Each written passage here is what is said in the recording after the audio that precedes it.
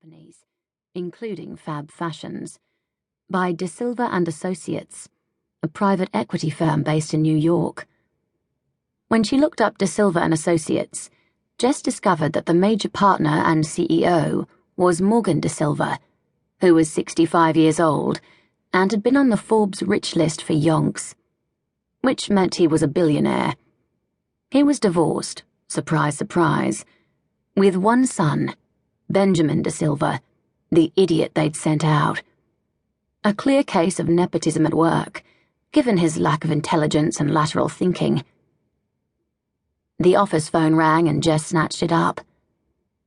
"Murphy's hire car," she said, trying not to let her irritation show through in her voice.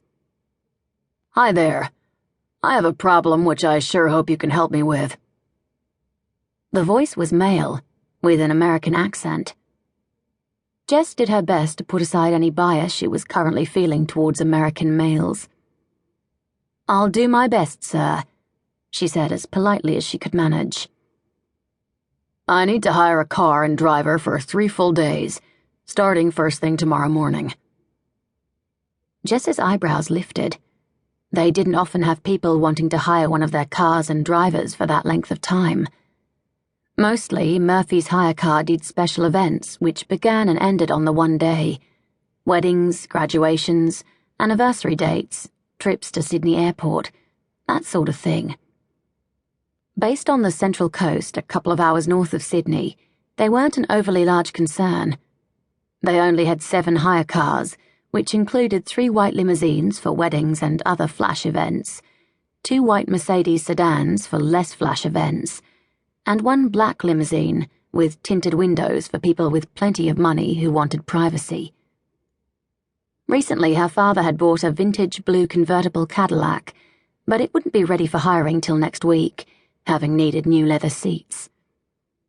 Jess knew without even looking up this weekend's bookings on the computer that she wouldn't be able to help the American. They had several weddings on, not uncommon given that it was spring. "I'm sorry, sir, but we're fully booked this weekend. You'll have to try someone else." His weary sigh elicited some sympathy in Jess. "I've already tried every other hire car company on the Central Coast," he said. "Look, are you absolutely certain you can't wangle something? I don't need a limo or anything fancy. Any car and driver would do. I have to be in Mudgee for a wedding on Saturday, not to mention the stag party tomorrow night. The groom's my best friend, and I'm the best man. But a drunk driver ran into me last night, wrecked my rental and left me unable to drive myself. I've a bunged-up right shoulder." "That's terrible." Jess hated drivers who drank. "I truly wish I could help you, sir." Which she genuinely did. It would be awful if he couldn't make it to his best friend's wedding. "I'm prepared to pay over and above your normal rates," he offered, just as she was about to suggest he try one of the larger hire car firms in Sydney. They could surely send a car up to him lickety-split. He might even have success hiring an ordinary taxi. "How much over and above?" she asked, thinking of the hefty repayments she had to make on her SUV. "If you get me a car and a driver, you can name your own price." Wow, Jess thought. This American had to be loaded. He could probably afford to charter a helicopter.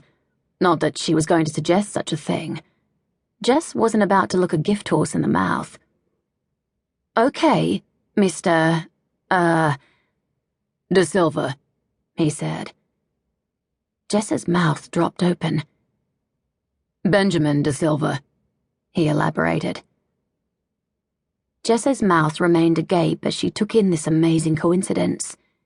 With his being American and having such a distinctive name, he had to be the same man. "Are you still there?" he finally asked after 20 seconds of shocked silence. Yes, I'm still here. Sorry, I was distracted for a moment. The cat just walked onto my keyboard and I lost a file." In actual fact, the family Moggy was sound asleep on a sun-drenched windowsill, a good 10 meters away from Jess's desk. "You have a cat in your office?"